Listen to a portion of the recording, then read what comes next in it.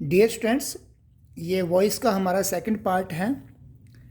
पहले हमने assertive sentence में दो ऑब्जेक्ट को लेकर के बात की थी। अगर सेंटेंस में दो ऑब्जेक्ट हों तो आपने कैसे उसको पैसिव में चेंज करना है। आज हम बात करेंगे इन्फिनेटिव की। अगर एक्टिव वॉइस में इन्फिनेटिव दिए गए हो टू प्लस वर्ब की फर्स्ट फॉर्म, तो पैसिव में आपने इन्फिनेटिव को to plus be, basic form be की लिखनी है बेस फॉर्म, और वर्ब की थर्ड फॉर्म लगानी है। जैसे इसमें आप देखो, you will have to write a letter.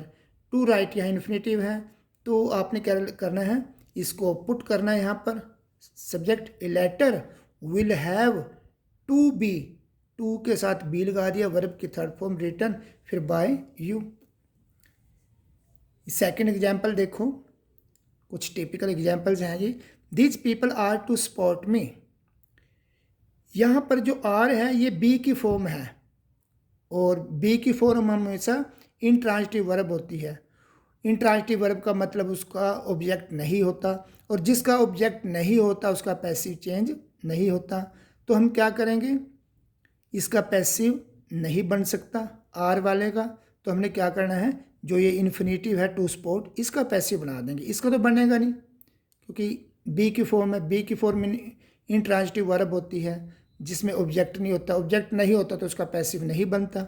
तो हम क्या करेंगे, ये जो इन्फिनेटिव है इसका पैसिव बनाएंगे। तो इसका क्या बन जाएगा, आई, इसका बन जाएगा I am to be supported by these people, ऐसे बन जाएगा।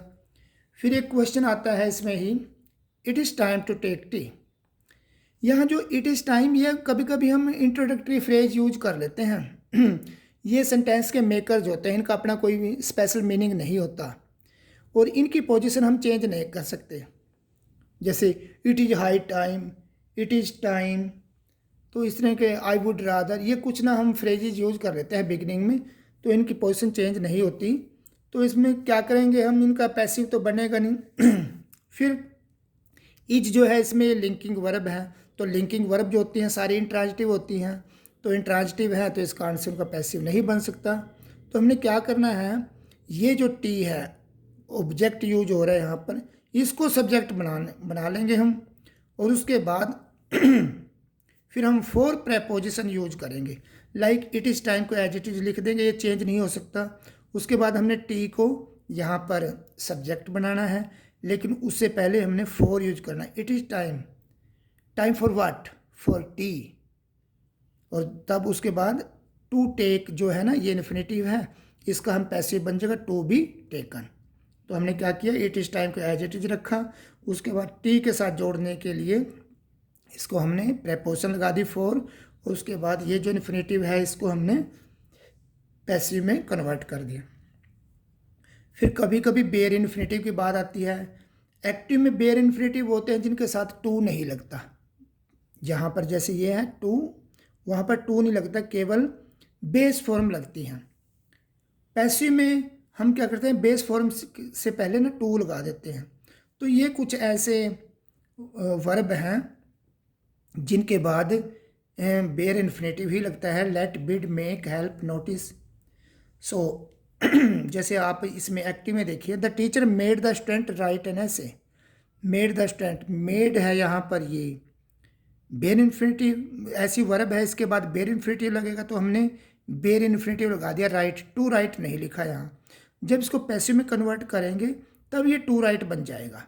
जैसे the students were made to write an essay, तो ये बेयर इन्फिनेटिव का भी एक केस है।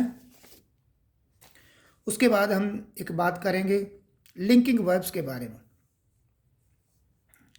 लिंकिंग वर्ब, सबसे टॉप की लिंकिंग वर्ब तो अपनी बी ही होती है।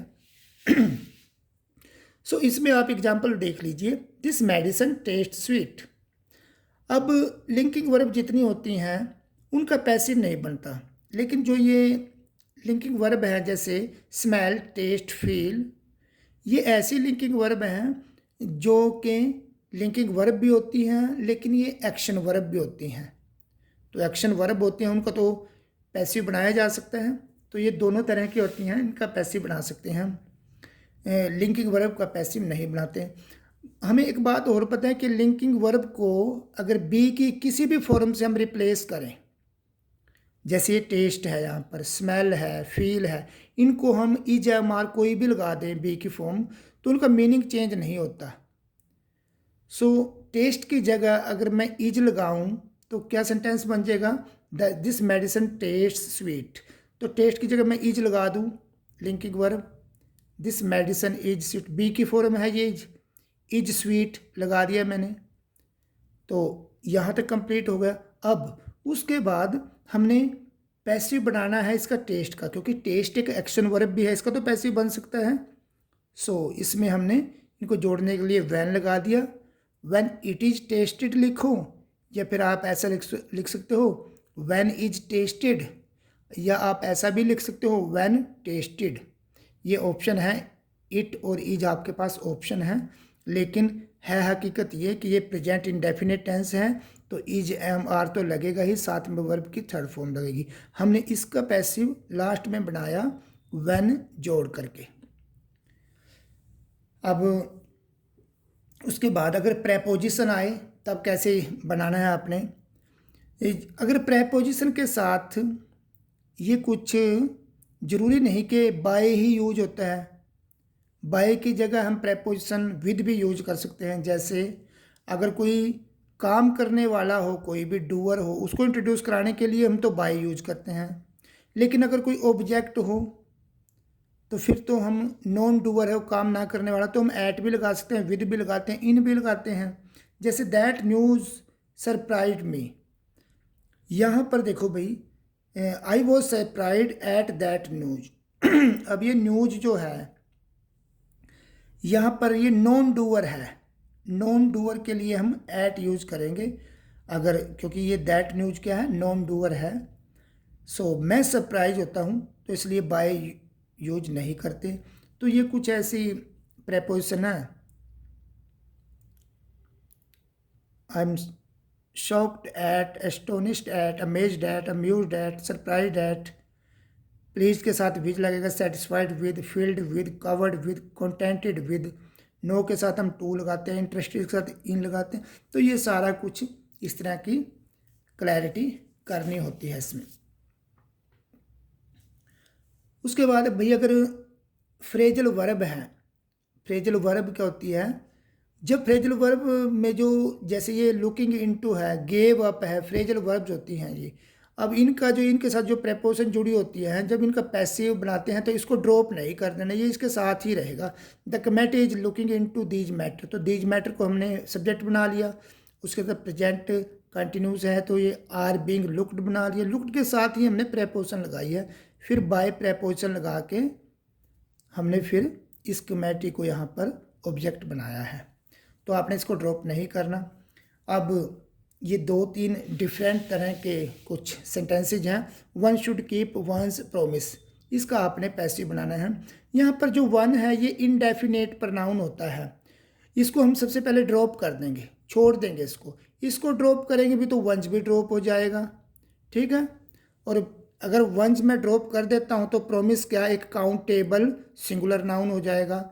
और आपको पता है सिंगुलर नाउन के साथ जो काउंटेबल होते हैं उनके साथ कोई ना कोई डिटर्मिनर जरूर लगेगा। डिटर्मिनर का मतलब आर्टिकल होता है, सम, मैनी, ये सब डिटर्मिनर हैं जो डिटरमाइन करते हैं। सो हमें फिर ए प्रॉमिस लिखना पड़ेगा, ए प्रॉमिस। भाई वन भी ड्रॉप कर दिया तो ये भी ड्रॉप कर दिया, तो प्रॉमिस से का क्या बन जाएगा, ए प्रॉमिस। या फिर इसको प्लूरल बना दें, जब प्लूरल बनाते हैं ना इस चीज़ को, तो प्लूरल नाउन के साथ हमें कभी भी डिटरमिन नहीं लगाना पड़ता, वो सिंगुलर के साथ लगाते हैं। तो या तो आप ऐसा लिखो ए प्रोमिस शुड बी कैप्ट, या फिर आप लिखो promises should be kept. Should यहाँ पर मॉडल्स हैं, मॉडल के बाद हमने बी फॉर्म लगा के वर्ब की थर्ड फॉर्म लगानी है। एक एग्जांपल देखो, यू नो दीज पीपल, यहाँ पर नॉन जो है ना, नॉन एक्शन वर्ब है, ये हमारी मेंटल स्टेट को बताती है, तो इसके साथ हम टू लगाते हैं। So these people are known to me, इसलिए हमने टू लगाया यहाँ पर। और कभी कभी सब्जेक्ट नहीं दिया गया होता है तो हमें सब्जेक्ट अपनी तरफ से भी ऐड करना पड़ता है। जैसे ये है, the thief has been caught, has है, उसके बाद बीन लगा है, कोट है वर्ब की थर्ड फॉर्म, तो इसका मतलब ये प्रेजेंट परफेक्ट का पैसिव है। तो एक्टिव क्या होना चाहिए, हम एक्टिव बनाते समय इसका खुद ही अपनी तरफ से एक इसमें सब्जेक्ट लगा देंगे। The thief has been caught को हमने सब्जेक्ट पुलिस ले लिया, the police has caught the thief.